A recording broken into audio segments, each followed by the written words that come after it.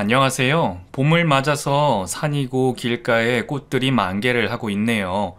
봄이 와서 따뜻하고 코로나19 방역도 풀리는 기미에 조금은 들뜬 분위기가 있는 것 같은데 요즘 저는 속이 아주 썩어 들어가고 있습니다.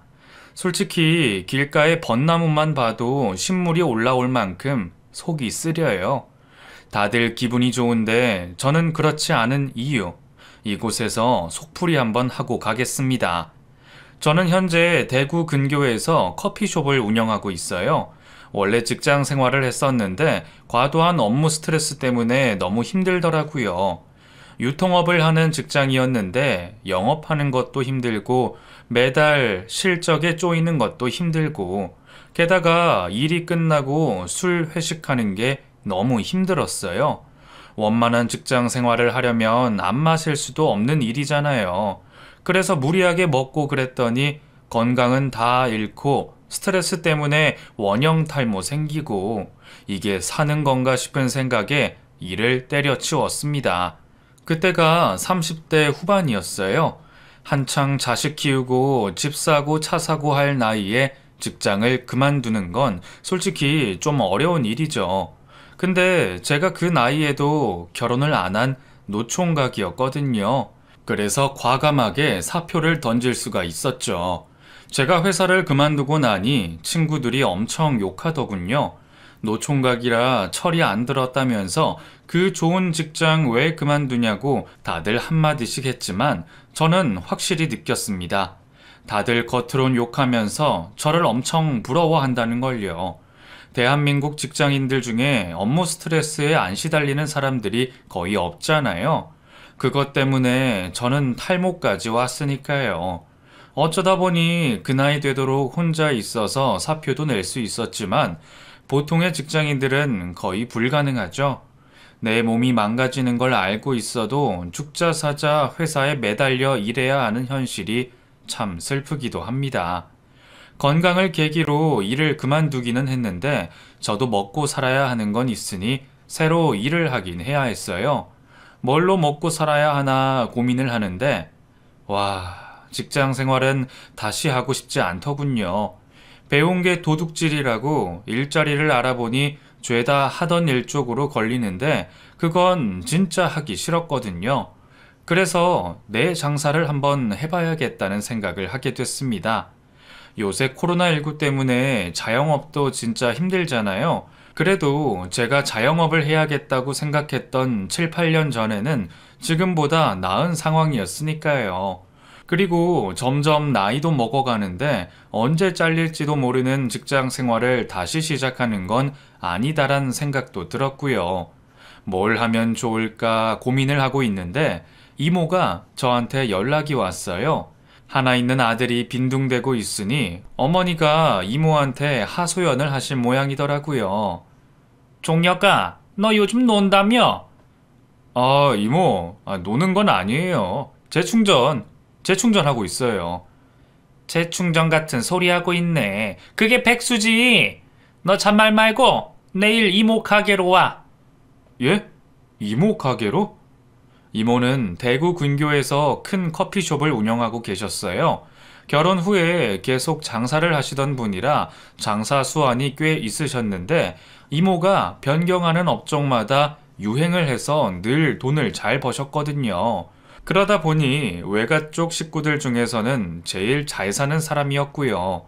그런 이모와 달리 저희 엄마는 장사할 성향이 아니시라 평생 아버지 벌어다 주시는 돈으로 살림만 하시며 사셨는데 부모가 같은 사람인데도 그렇게 성향이 다르더라고요.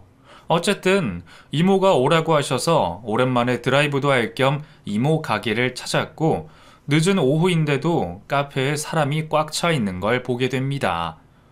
와, 이모, 이 시간에도 사람이 진짜 많네? 가게 문 열기 전부터 사람들 줄 서 있어. 이모, 진짜 돈 많이 벌겠다. 그러니까 너도 이런 거 해. 내가 도와줄 테니까. 뭐? 이모가 대뜸 카페를 차려보라고 하더라고요. 엄마가 갑자기 백수가 된 저 때문에 이모한테 앓는 소리를 많이 했다면서요. 나이가 적은 것도 아닌 놈이 그렇게 무대포로 직장을 그만두면 어떡해? 네 엄마 간 작은 거 알면서. 남들은 장가도 가서 손주도 턱 안겨주고 그러는데 너는 가라는 장가는 안 가고 직장을 때려치우냐? 아, 이모. 그러니까 네 엄마 걱정 그만 시키고 이모 말 듣고 장사해봐. 이모가 너 팍팍 밀어줄 테니까 무조건 가게 오픈해. 알았지? 이모가 확신에 차서 말씀하시는데 면전에서 안 한다고 못하겠더군요. 게다가 이렇게 장사 잘 되는 모습을 눈으로 봤으니 고민을 깊게 할 필요도 없었어요. 그래서 알겠다고 하고 그날부터 카페 창업을 준비하기 시작했어요. 이모는 이제 더 이상 커피만 팔아서는 돈이 안 된다고 하시면서 베이커리를 같이 운영하라고 하셨어요. 그리고 좁고 꽉 막힌 데는 뜨내기 손님밖에 못 받는다며 사람들이 찾아오게끔 넓고 조경도 신경 써서 카페지만 힐링을 할 수 있는 그런 컨셉으로 하라고 하셨어요. 이모의 컨설팅을 들으면서 그렇게 하면 좋긴 한데 자금이 문제라는 생각이 들었죠. 그래서 그 부분이 솔직히 고민이 많이 됐는데 있는 거 없는 거 다 때려놓고 빌려서라도 해보라는 이모의 압박 덕분에 결국 돈을 들여 커피숍을 차리게 됩니다. 장사라고는 머리털 나고 처음 해보는 사람인데 자신감이 있었겠습니까? 솔직히 준비하면서도 돈만 버리는 게 아닌가 싶어 고민이 많이 됐어요. 그럴 때마다 이모한테 달려가 하나라도 더 배우고 더 듣고 그러면서 버텼어요. 이미 저질러 놓은 게 있으니 물릴 수도 없었고요. 그렇게 준비한 카페가 드디어 오픈을 하고 각종 SNS 홍보 작업을 하면서 외지에 만든 저희 카페에 사람들이 오기 시작했어요. 조금씩 사람들이 늘기 시작하더니 웃기게도 한 달 정도 지났을 때 카페에 손님이 바글바글 하게 되더군요. 정말 신기했어요. 이게 무슨 일인가 싶고 돈이란 게 이렇게 버는 거구나 싶고 그때 손님이 진짜 많아서 밥도 제대로 못 먹고 하루 종일 가게에서 일을 하는데도 제 얼굴에는 웃음이 떠나질 않았습니다. 직장 생활할 때는 전혀 못 느껴봤던 그런 감정이었어요. 돈이란 게 그렇게도 좋은 거더라고요. 카페 부지를 사고 카페를 짓고 온갖 집기며 시설들을 하면서 은행 빚도 많았거든요. 직장 생활하며 모은 돈이랑 퇴직금에 부모님이 지원해 주신 얼마의 돈으로 절대로 그렇게 못하죠. 매달 정산한 돈으로 은행 빚을 갚으면서도 정말 좋았어요.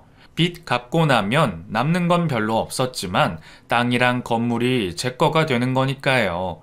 이모한테 얼마나 고맙던지 이모가 아니었으면 제 평생 그렇게 큰 돈을 만져보지 못했을 거예요. 진짜 확실히요. 1년 정도 카페를 운영하고 나니 좀 안정화가 되더군요. 아르바이트를 구하고 교육하는 게 솔직히 골머리가 아프거든요. 성실하게 일할 사람을 잘 뽑아야 하고 일 자체가 알바 위주다 보니 책임감 없는 애들도 많고요. 그런 직원들을 잘 다루는 방법을 익히는 데는 시간이 많이 걸렸어요.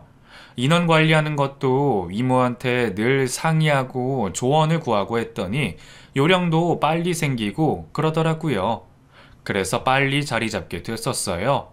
보통 저녁 마감을 제가 하는 편이라 오전에는 직원한테 맡기고 좀 느긋하게 가게를 나가는데 그날은 직원이 쉬는 날이라 빨리 나가게 되었어요. 그날 제 악연을 만나게 됩니다. 바로 제가 결혼까지 하게 된 초등학교 동창이죠. 여자 손님들이 우르르 대여섯 명이 한꺼번에 왔는데 주문을 하러 온 사람 얼굴이 왠지 낯이 익었어요. 그 여자의 눈빛도 저를 아는 듯해 보였고요. 정확하게 누구인지 기억이 나지 않아서 일단 모르는 척하고 주문을 받았어요. 그리고 계산을 마쳤는데 진동배를 줬지만 계속 그 자리에 서 있는 겁니다. 왜 그러나 싶어 의아한 눈으로 쳐다보니 그 여자가 저에게 말을 걸더군요. 혹시 유종혁? 네. 저 아세요? 나야, 이혜정. 5학년 3반. 그래, 맞네. 5학년 3반 이혜정. 야, 너 정말 오랜만이다. 너 눈썰미 좋은데? 어떻게 나 알아봤어? 뭔가 낯이 익다고 했더니 역시나 초등학교 동창이더군요. 친구는 제가 어릴 때 같은 동네에 살았는데 5학년, 6학년 때 같은 반이었거든요. 게다가 심지어 제 짝사랑의 그녀였어요. 어릴 때 저 혼자 엄청 좋아했었는데 그때는 숫기가 없어서 좋아한다고 고백도 못하고 혼자 몰래 좋아했었어요. 초등학교를 졸업할 때까지 무려 2년을 쭉 좋아했었는데 그 말을 못해서 혼자 참 많이 소가리를 했었어요. 그만큼 부끄러움이 많던 아이였죠. 짝사랑 그 친구와는 초등학교를 졸업하고 중학생 때까지는 동네에서 가끔 지나가면서 보고 그랬는데 고등학교 때 제가 이사를 가면서 인연이 끊어졌어요. 그 후에 동창회에서 한두 번 보기는 했는데 그러고는 10년 정도 못 보고 지냈거든요. 근데 그 친구가 저희 카페에 온 거죠. 가만히 보니 그 친구도 얼굴에 나이가 들었더군요. 하지만 예전에 제가 좋아했던 그 얼굴도 있었어요. 문득 옛날 생각에 기분이 이상해졌죠. 친구는 일행들이랑 같이 왔다면서 오늘은 짧게 인사를 하고 다시 카페를 찾아오겠다면서 저에게 명함을 주고 갔습니다. 반갑게 인사를 하고는 친구가 준 명함을 가만히 보니 보험 설계사 일을 하고 있더군요. 연락이 끊어진 동안 어떻게 지냈는지 궁금했어요. 그래서 저는 그날 바로 문자를 남겼고 며칠 뒤 친구는 다시 카페를 찾았습니다. 예전 얼굴 그대로다. 아니야, 나도 이제는 나이 들어서 많이 늙었지 뭐. 결혼은 했어? 아니, 아직. 너는? 아, 나도 아직. 아직 혼자 있다는 친구의 말을 들으면서 저는 무슨 운명 같은 그런 느낌을 받았어요. 주변에 혼자 있는 친구들이 있긴 했지만 대부분 돌싱인 친구들이거든요. 저처럼 전직이 없는 친구들이 잘 없는데 어릴 적 첫사랑이 아직도 혼자 있다고 하니 이건 무슨 하늘의 장난인가 싶은 생각이 든 거죠. 오랜만에 옛날 얘기도 하고 그동안 살아온 얘기도 나누다 보니 시간이 어찌나 빨리 가는지 헤어질 시간이 되니 엄청 아쉽더군요. 그 느낌은 저만 그런 게 아닌 듯 친구가 또 얼굴 볼 수 있냐고 하더군요. 저는 흔쾌히 다시 보자고 했고 그 이후 저는 일주일에 서너 번은 만나서 같이 밥도 먹고 차도 마시게 되었어요. 매일 보는 건 아니었지만 연락은 매일 하게 되면서 서로 하루를 어떻게 보냈는지 다 알 정도가 되자 우리 관계는 대체 뭘까 하는 궁금증이 생겼습니다. 그래서 저는 용기를 내기로 했어요. 초등학생 때처럼 고백조차 못했던 그 숫기 없던 아이가 더 이상 아니었거든요. 그런데 막상 얘기를 꺼내려고 하니 어찌나 긴장이 되던지 핸드폰을 쥐고 있는 손이 땀에 흠뻑 젖을 정도로 심하게 긴장이 되더라고요. 그래도 말을 해야 했어요. 이게 나에게 마지막 기회일 수도 있다는 생각이 강하게 들어서요. 나는 우리가 이렇게 다시 만난 게 무슨 인연이 아닐까 하는 생각이 들어. 그래서 말인데, 우리 제대로 만나볼래? 정말? 사귀자는 거야, 지금? 너랑 연애하고 싶어. 나 생각보다 더 많이 너한테 마음 있는 것 같다. 너 나 좋아해? 응. 예전에 5학년 때도 좋아했고, 지금도 좋아하는 것 같아. 제 고백에 친구는 정말 몰랐다는 듯 놀랐고, 이내 예쁜 눈을 접어 웃으며 좋다고 하더군요. 그제야 긴장으로 굳어있던 저는 환하게 웃을 수 있었어요. 정말 기분이 좋더라고요. 그래서 저는 박력 있게 친구의 손을 잡았습니다. 친구도 제 손을 피하지 않고 맞잡아 줬고요. 그렇게 저희는 연인이 되었어요. 나이 40이 되도록 연애 한 번 안 해본 건 아니었어요. 몇 번의 연애를 해봤지만 오래가지 못했고 저도 제대로 집중을 못하며 만났었고요. 어쩌면 약간은 무미건조한 그런 연애를 했었는데 친구와 하는 연애는 달랐어요. 저 자신을 숨길 필요 없이 있는 그대로 보여줄 수 있어서 그런지 우선 만남 자체가 마음이 편했어요. 그리고 친구와 대화가 잘 통했고 둘이 식성도 비슷해서 뭘 먹어도 정말 맛있게 먹을 수가 있었죠. 데이트를 할 때마다 너무나 좋아서 가슴이 간질간질할 때도 있고 금방 헤어졌는데도 마치 며칠 못 본 것처럼 또 보고 싶고 그랬어요. 늦게 시작한 연애에 완전 제대로 푹 빠지고 말았던 것 같아요. 그런데 그럴 때마다 그 친구도 리액션이 좋아서 저만 그런 감정을 가진다는 느낌이 전혀 없었어요. 내가 이 친구와 인연이 되려고 그동안 혼자 있었구나 싶을 정도로 저에게 그 여자는 정말 하늘이 보내준 인연이라는 생각이 들 정도였습니다. 한창 연애에 정신없이 지내고 있을 때 저에게 안 좋은 일이 생겼는데 별 문제 없이 잘 지내시던 어머니가 갑작스럽게 돌아가시게 되었어요.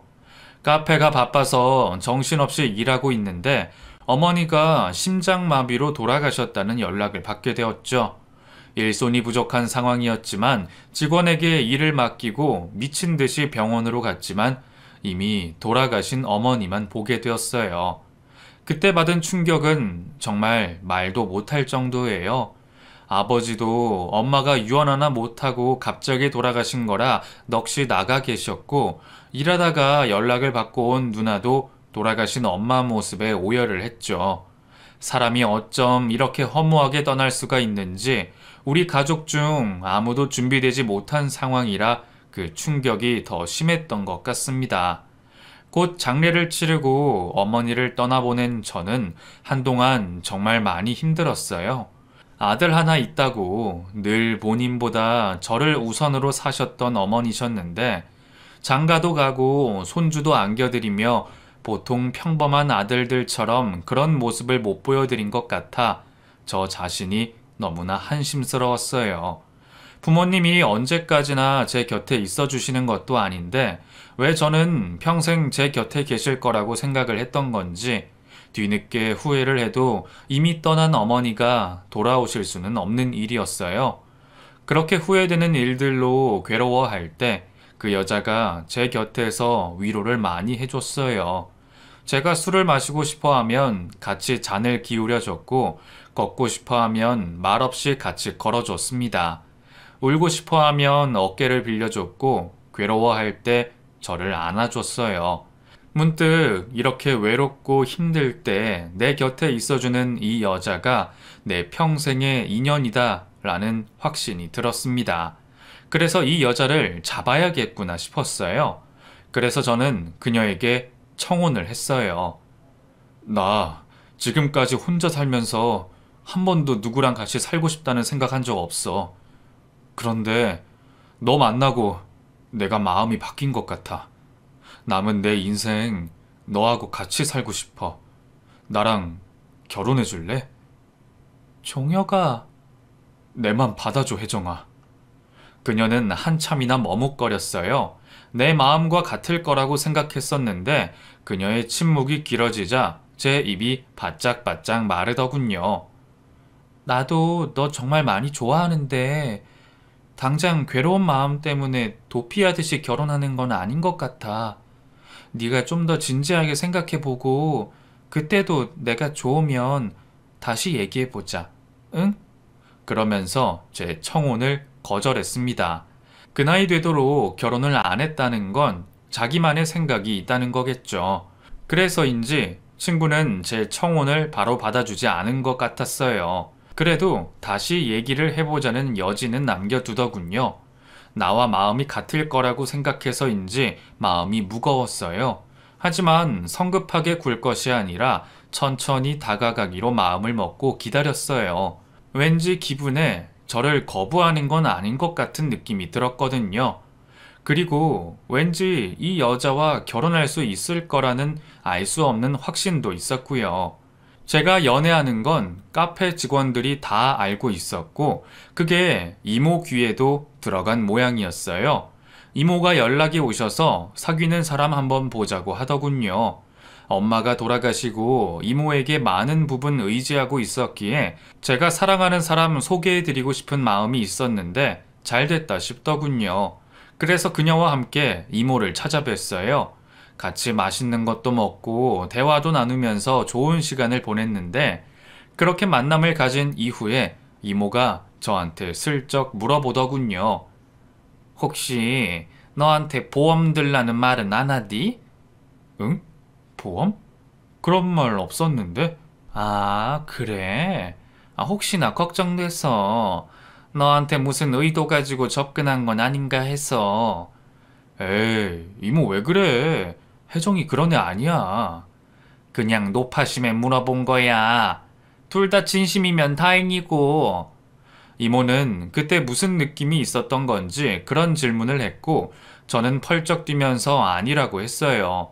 뭐 때문에 그렇게 그 여자를 믿었던 건지 모르겠지만 저에게 있어서 그 여자는 계산적인 사람이 아니었기에 나를 속일 리가 없다고 맹목적으로 믿고 있었죠.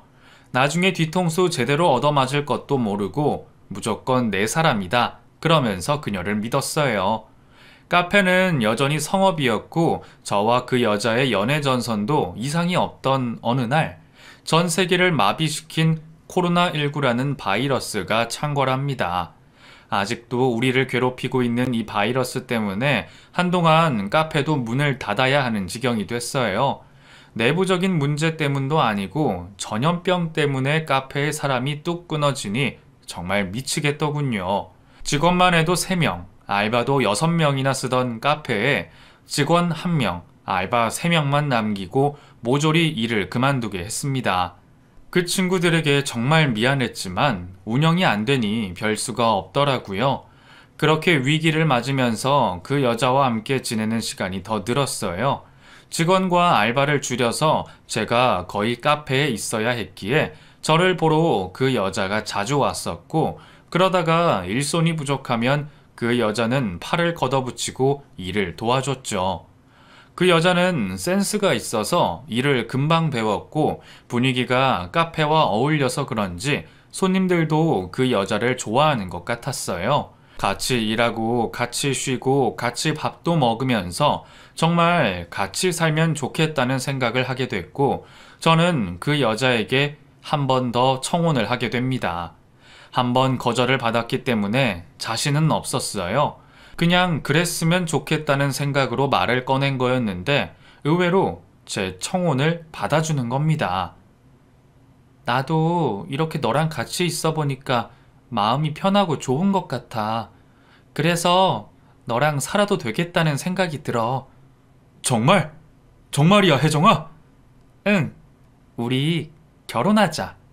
그 여자의 입에서 결혼하자는 말이 나오자마자 저는 환호성을 질렀어요. 너무 기다리던 말이라 그런지 오히려 믿기지가 않더군요. 몇 번이나 그녀에게 확인을 했고 그때마다 결혼하자며 제가 듣고 싶은 말을 해주더군요. 결혼을 하기로 결정이 나자마자 혹시나 말을 번복할까봐 바로 결혼식을 추진했어요. 코로나 바이러스 때문에 예식장을 잡을 수도 하객을 초대할 수도 없는 상황이라 가게에서 저희끼리 소수의 관객만 초대해 결혼식을 올렸어요. 장인 장모님이 되실 두 분은 해외에 계셨기에 불참하셨고 저희 아버지와 이모들, 친한 친구 몇 명만 초대해서 간소하게 결혼식을 올렸는데 저는 오히려 진짜 축하해줄 사람들만 모였기에 더 좋은 느낌이었어요. 파릇파릇 젊을 때 결혼식을 하는 것도 좋겠지만 인생은 어느 정도 살고 여생에 대해 생각할 수 있는 나이에 하는 결혼식도 너무 좋았습니다. 그 여자의 얼굴이 20대처럼 탱탱한 건 아니었지만 깊어진 눈빛이 더 분위기 있고 좋았어요. 정말 결혼식 날 그 모든 것들이 너무나 잘 어울렸고 웨딩드레스를 입은 그 여자의 모습이 너무나 아름다웠어요. 그렇게 저는 초등학생 때부터 혼자 짝사랑했던 여자와 결혼까지 하게 됐었어요. 정말 기분이 이상하더군요. 하늘이 맺어준 인연이 틀림없다는 생각도 들고요. 그 여자와 함께하는 하루하루가 정말 꿈만 같은 그런 날들이었어요. 저는 결혼을 하고 집의 경제권을 그 여자에게 모두 넘겼어요. 저희 부모님도 그러셨고, 제가 돈 관리는 잘 못하기도 했거든요. 게다가 아내가 보험업을 하고 있으니 저보다 경제관념이 더 있을 거라고 여겨서 그렇게 했어요. 처음엔 그 여자도 경제권을 안 받으려고 하더라고요. 왜 나한테 다 맡겨? 네가 번 돈은 네가 관리해. 네가 그동안 힘들게 번 돈이잖아. 우리 이제 부부잖아. 너랑 나 이제 한 배 탔다고. 그러니까 내가 너 믿어야지. 너도 나 믿고. 그거야 당연한 건데. 고마워, 종혁아. 우리 행복하게 잘 살자. 남들보다 늦게 시작했으니까 더 행복하게 살아야 해. 알았지? 그 여자는 자기를 믿어줘서 고맙다고 했고, 그런 그녀를 저는 정말 다 믿었어요. 돈까지 맡길 정도로요. 멍청하고 순진하게 말입니다. 결혼하고 한 달 정도 지났을 때 아내가 제가 들어놓은 보험들을 한번 봐야겠다고 하더군요. 갖고 있던 보험들은 직장에 취직을 하고 대리로 승진했을 때쯤 드러났던 것들인데 지금은 시대가 변해서 더 좋은 조건으로 나온 상품들이 있다면서 살펴보고 리모델링을 해야 한다고 하더라고요. 당연히 아내가 하는 일이니 저는 군말 없이 알아서 하라고 했고 며칠 뒤 새로 견적을 낸 서류들을 가지고 왔어요. 이거랑 이거는 보장이 너무 적게 잡혀 있어서 추가로 넣어야 하는 거고, 우리 노후 때문에라도 연금보험도 하나 넣어야 될 것 같아. 화재보험이랑 당신 치아보험도 추가하고, 아내는 대여섯 개의 상품을 추가로 넣어야 한다고 했고, 금액을 다 합치니 보험금이 100만 원이 넘어갔어요. 이렇게나 많이 넣어야 한다고? 당연하지. 전부 다 필요한 것들이야. 앞으로 무슨 일이 있을 줄 알고. 지금은 카페가 잘 되지만 언제까지 잘 될지도 모르고 각종 위험들에 다 대비를 해야 안심이 되지 않겠어? 금액이 조금 부담스러워서 한마디를 했더니 아내는 10마디를 하더라고요. 그러면서 첫 회 보험료는 자신이 내겠다고까지 하니 안 하겠다고 할 수가 없었습니다. 그렇게 덜컥 사인을 하게 됐어요. 그 다음 달에는 저희 아버지 보험도 한번 봐야 된다면서 연세 드신 분들도 앞으로 100세 이상씩 사신다며 보험을 2개나 더 들게 했죠. 이렇게까지 해야 하나 하는 물음표가 생겼지만 그럴 때마다 아내의 얘기를 들어보면 구구절절 다 맞는 말이라 결국엔 사인을 하게 됐고 결혼식 후 감사 인사를 하면서 연락처를 받은 친척들에게도 찾아가 보험 상담을 해주고 그러더군요. 아내는 입담이 참 좋았어요. 그래서 안부차 인사를 갔다가 보험을 한두 개씩은 계약을 하고 오더군요. 저희 집안에서 보험 설계사 일을 하는 친척이 없었기에 아내가 그렇게 정보도 주고 리모델링도 해주고 하는 게 좋다고 생각을 했어요. 설마 아내가 강매를 하겠냐는 생각 때문에 해가 될 건 없다고 여겼던 거죠. 그런데 그런 게 전부 저 혼자만의 생각이었어요. 친척들이 부담스러웠는데 제가 늦게 결혼까지 했고 해서 그냥 한두 개씩 들어줬다고 하더라고요. 나중에 알게 된 거지만요. 순진한 사람은 진짜 세상 살기 힘든 것 같습니다. 아내조차도 이렇게 저를 이용해 먹었으니까요. 어쨌거나 그건 나중 이야기고 당시에는 문제가 될 상황이란 걸 전혀 몰랐었어요. 그러니 아내가 하는 대로 가만히 뒀겠죠. 피해를 주는 줄 전혀 몰랐으니까요. 이번 워크숍은 몇 박 며칠이야? 이번에는 3박 4일? 그 정도 될 것 같아. 아니, 뭐 그리 길게 한대? 저번보다 이틀이나 늘었네. 이번에는 교육 끝나고 같이 간 동료들이랑 이틀 더 놀다가 오기로 해서. 괜찮지? 당신 보고 싶어서 어떻게 참으라고. 나도 보고 싶어서 큰일이네. 아내는 일하는 특성상 주기적으로 교육 및 단합 때문에 워크숍을 다녔어요. 거의 3개월에 한 번씩이었는데 그때마다 1박 2일씩 집을 비웠죠. 가게 운영 때문에 제가 며칠씩 자리를 비우는 게 쉽지 않았기에 결혼을 하고 같이 여행 다닌 적이 없었어요. 그래서 미안한 마음이 있었는데 그렇게라도 아내가 기분 전환하고 오는 게 좋을 것 같아서 별말을 안 했습니다. 아내는 오랜만에 집을 벗어나는 게 좋았는지 짐을 싸면서 콧노래도 부르고 아주 기분이 좋더라고요. 정작 저는 며칠씩 얼굴을 못 보게 돼서 기분이 안 좋은데 말이에요. 이렇게 집 떠나는 걸 좋아하면 내가 곤란한데 말이야. 에이, 왜 그래? 나중에 시간 내서 같이 여행 가자. 그러면 되지. 그래, 그래. 코로나 끝나고 안정되면 그때 꼭 가자. 급한 마음에 결혼식도 약식으로 하고 신혼여행도 겨우 제주도만 다녀와서 아내에게 미안한 마음이 없지 않아 있었어요. 게다가 장인 장모님은 결혼식에 참석도 못 하셨으니 아내가 얼마나 속상할까 싶은 생각도 들었고요. 코로나만 끝나면 인사도 드릴 겸 신혼여행도 제대로 갈 겸 해외로 나가야겠다. 그렇게 계획을 짰죠. 전염병이 막 돌았을 때는 매출이 진짜 형편없었는데 6개월, 1년이 지나면서 카페에 손님이 다시 오기 시작했기에 방역이 끝날 때까지는 버틸 수 있는 정도였어요. 그리고 저희 카페 위치가 교외에 있다 보니 기분 전환 삼아 많이들 와주시기도 해서 객수가 늘고 있었어요. 물론 매출이 완전히 회복된 건 아니었지만 마이너스는 아니었기에 그것만으로도 감지덕지 하더라고요. 드디어 아내가 워크숍을 떠나고 부족한 일손을 대신해 열심히 카페에서 커피를 제조했습니다. 그날은 매장 손님이 특히 많아서 좀 힘들었어요. 저녁도 제때 못 먹어 허기진 배를 쥐어잡고 집에 와서 즉석밥에 먹던 김치찌개를 데워 늦은 저녁을 때웠죠. 식사를 마치고 시원한 맥주를 하나 들고 TV를 켰습니다. 아내와는 통화도 했고 동료들과 담소를 나누는 중이라는 메시지도 받았기에 편하게 어울리라고 전화도 걸지 않았죠. TV에는 자정 마감 뉴스가 흘러나오고 있었는데 마침 벚꽃이 만개에 사람들이 구경하고 있는 장면이 나오더군요.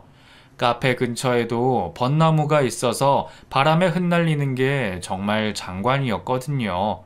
코로나19 확진자는 날이 갈수록 새로 갱신이 되었지만 사람들은 벚꽃 구경을 위해 밖으로 다 나왔고 벚꽃 명소지에는 정말 바글바글하게 모여 있더군요. TV에 나오는 곳을 아내와 같이 가서 산책해도 좋겠다는 생각을 하면서 뉴스에 자막을 보고 있는데 카메라 앵글이 벚나무를 잡다가 그 근처 야외 카페에 앉아 있는 사람들을 비췄죠. 음료를 마시느라 대부분 마스크를 벗고 있었고 그중 한 커플에게 저의 시선이 갔습니다. 그 커플의 여자가 입고 있는 옷이 눈에 익더라고요. 그래서 마시던 맥주를 내려놓고 TV 화면 가까이로 몸을 기울였죠. 다시 쳐다봐도 그 여자는 제 아내였어요. 그리고 맞은편에 앉은 남자는 처음 보는 사람이었고요. 이내 두 사람은 이동을 하려고 하는지 일어나더니 아내가 남자의 팔에 팔짱을 끼는 모습까지 비치고 화면이 바뀌었어요. 내가 본 장면이 이해가 안 돼서 한참 멍하니 있었습니다. 그리고 다시 생각을 해봤죠. 아내가 워크숍을 간 게 아니라 다른 남자를 만나러 갔구나 하는 결론이 났어요. 어이가 없더군요. 저는 당장 아내에게 전화를 걸었지만 제 전화를 안 받고 전화를 넘기더군요. 기가 찼습니다. 당장 아내를 찾아가야겠더라고요. 그 길로 잠도 안 자고 저는 차를 몰아 뉴스에 나온 그 장소로 갔어요. 깜깜한 밤이라 길에는 아무도 없었고 해가 밝을 때까지 차에서 잠시 눈을 붙였어요. 아내가 외도할 거라고 한 번도 의심하지 않았기 때문에 내 눈으로 본 장면이 잘못 본 건 아닐까 하는 생각도 들었어요. 하지만 아까 본 그 얼굴은 분명히 아내였고 옷도 틀림이 없었어요. 화가 나서 깊이 잘 수도 없어 자다 깨다를 반복하며 아침이 되었고 근처 국밥집에 가서 아침을 먹었어요. 이곳에서 아내를 찾을 수 있을지 미지수였지만 찾아다니려면 배가 든든해야 했으니까요. 곧 해가 점점 하늘 높이 올라가고 길에는 다시 벚꽃 구경하는 사람들로 붐비기 시작했어요. 설마 어제 그 장소에 다시 나타날까 싶은 의심이 들었지만 어디로 가야 할지도 몰랐기에 그 카페를 찾아서 사람이 잘 보이는 곳에 자리를 잡고 앉았어요. 거기서 밖에 다니는 사람들을 빠지지 않고 유심히 살폈어요. 그렇게 죽치고 앉아 있은 지 3시간쯤 지났을까 문득 귀에 익숙한 목소리가 들렸습니다. 아내의 목소리였어요. 저는 얼른 선글라스를 끼고 주변을 살폈고 이내 어떤 남자에게 팔짱을 끼고 커피를 주문하는 아내의 모습이 보이더군요. 그 모습을 보는 순간 몸에 피가 다 빠져나가고 머리털이 모조리 곤두서는 기분이 들었어요. 이건 또 무슨 개떡 같은 상황인지 갈 곳이 없어서 카페에 죽치고 앉아 기다린 거지만 진짜 이 카페로 다시 올 줄은 꿈에도 몰랐거든요. 우리 저쪽에 앉자. 그래. 선글라스를 낀 채로 그들을 계속 주시했고 아무리 봐도 연인 같은 느낌은 없었어요. 오히려 부부 같다고나 할까? 이해가 안 되는 장면에 헛웃음이 계속 나왔습니다.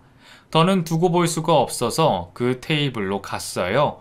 테이블 앞에 멈춰서서 선글라스를 벗자 내 얼굴을 알아본 그 여자가 사색이 되더군요. 어머, 너 여기 어떻게? 당신 뭐야? 이 사람 누구야? 누구냐고! 저는 여자에게 소리를 질렀고 그 여자는 귀를 막으면서 도망가려고 하더군요. 어제 뉴스에 너 나오더라. 이 남자랑 팔짱 끼면서. 네가 왜 그 뉴스에 나와? 워크숍 간 거 아니었어? 어? 저는 도망가려는 그 여자의 팔목을 잡았고 그와 동시에 앉아있던 남자가 일어나 내 멱살을 잡더군요. 이 새끼 너 뭐야? 남의 마누라 팔목은 왜 잡고 있는 거야? 이거 놔. 누구 마누라라는 거야? 이 여자 내 부인이거든. 와, 이혜정, 너 또 작업했냐? 남자는 대뜸 아내에게 작업했냐고 물었고 그 말이 무슨 뜻인지 알아듣지 못하고 쳐다봤어요. 상황이 어떻게 돌아가는지 상황 파악이 되지 않아 어리둥절하고 있는데 그 남자가 갑자기 아내 머리칼을 잡더니 뺨을 왕복으로 때리더군요. 갑작스런 상황에 카페 안은 비명소리가 나고 남자 손님들이 와서 말리고 난장판이 됐습니다. 남자는 아내를 계속 때리려고 붙들고 저는 그런 아내를 제 뒤로 숨겨주고 아주 영화에서나 보던 일들이 벌어졌죠. 한참 엎치락 뒤치락을 하다가 경찰이 왔고 저희는 다 같이 경찰서로 가게 됐어요.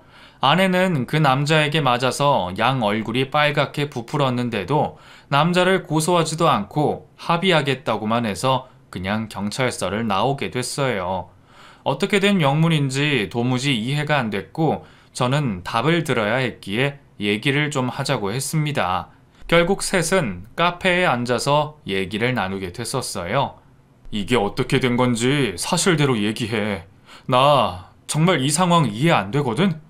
왜 저 남자가 네 남편이라는 거야? 너 나랑 결혼식 올렸잖아. 하! 제 말을 듣고 있던 남자가 저를 비웃더군요. 그러더니 빨리 이실직고 하라면서 아내를 윽박질렀어요. 종혁아, 미안해. 미안하다는 말로 시작된 그 여자의 이야기를 들으면서 정말 기도 안 차더군요. 저와 결혼한 그 여자는 이미 결혼을 한 상태였어요. 네, 제가 유부녀와 결혼을 했던 거더라고요. 남편이 일 때문에 해외로 나가 몇 년 한국을 떠난 사이에 우연히 저희 가게에 왔다가 저를 발견하고는 처녀 행세를 하며 연애도 하고 결국 결혼식까지 했던 거였어요. 너 제정신이야? 어떻게 결혼식까지 올릴 생각을 해? 네가 계속 결혼하자고 했잖아. 그래서 한 거지.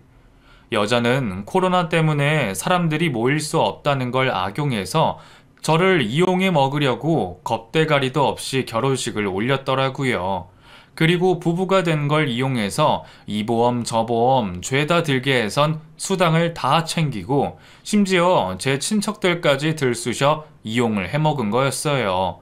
거기에 또 제가 넘긴 경제권으로 온갖 쇼핑들을 다 하며 돈을 펑펑 쓰고 다녔더군요. 거기다 부모님이 해외에 계시다는 것도 다 거짓말이었어요. 결혼식 때 못 뵙는다 영상통화를 했던 사람들은 대역 알바를 쓴 사람들이었다는 말까지 들으면서 이 여자 진짜 대단하다 싶었어요. 너 도대체 어떻게 살았길래 그 모든 게 다 거짓이었다고? 나한테 어떻게 그럴 수가 있어? 어? 미안해, 종혁아. 어이, 형씨. 이 여자 완전 꾼이야. 당신처럼 당한 사람 몇 명 더 있어. 어디서 날건달 같은 놈이랑 결혼을 해서는 계속 옆에서 이죽거리며 말을 보태는 남자가 참 꼴보기 싫더군요. 내가 알던 그 순하고 참한 혜정이는 아무리 눈을 씻고 다시 쳐다봐도 그 자리에 없었어요. 맞아서 얼굴이 시뻘건 꼴사 나온 여자가 눈물을 흘리며 말도 못하고 그렇게 앉아 있었어요. 모든 상황을 알게 된 저는 더 이상 그 여자와 그 자리에 같이 앉아 있을 수가 없었어요. 그래서 아무 말도 없이 자리를 떴습니다. 너무나 억울한 상황이었지만 따지고 물을 정신도 없더라고요. 제대로 확인하고 알아보지 않은 저에게도 문제가 있었으니까요. 며칠 뒤에 저는 경찰서에 그 여자를 사기 결혼으로 신고했어요. 내 순정을 이렇게까지 짓밟은 그 여자를 도저히 그냥 둘 수가 없겠더라고요. 말로만 하는 사과 따위로는 전혀 분이 삭히지가 않았기에 법의 처벌이라도 받게 해야 했습니다. 다행히 증거들이 있어 사실혼으로 받아들여졌고 현재 법원에서 소송 중에 있어요. 모든 상황이 제게 유리한데도 그 여자는 바로 인정을 안 하더군요. 인간이란 게 참 웃기죠. 미안하다고 고개까지 숙이고 사과한 주제에 또 법으로 가니 지는 잘못이 없다고 하는 꼬라지라니. 어디 끝까지 해봐라 싶어요.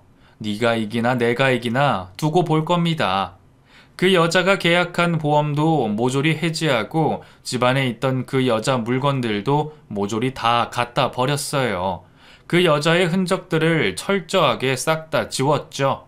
친척들에게도 전화를 돌려 죄송하다고 사과를 하고 계약했던 보험들 다 해지하시라고 했어요. 저 때문에 일어난 해프닝이니 다시 원상복귀 시켜놔야죠. 지금도 생각해보면 참 어이가 없어요. 그 카페에서 다시 마주칠 줄은 정말 기대를 안 했거든요. 순진하게 속아 넘어가는 제가 하늘도 불쌍했던지 마지막에 그렇게 제 편을 들어주셨네요. 이제라도 빨리 알게 돼서 그나마 다행이라고 생각을 하고 있습니다. 아버지께도 죄송하고 이모한테도 죄송한 마음이 가득한 요즘입니다. 이대로 일이 잘 마무리되면 그 여자와의 인연도 끝이 나겠지만 해마다 벚꽃이 필 때면 생각이 날 텐데 어떡하나 걱정이 되네요.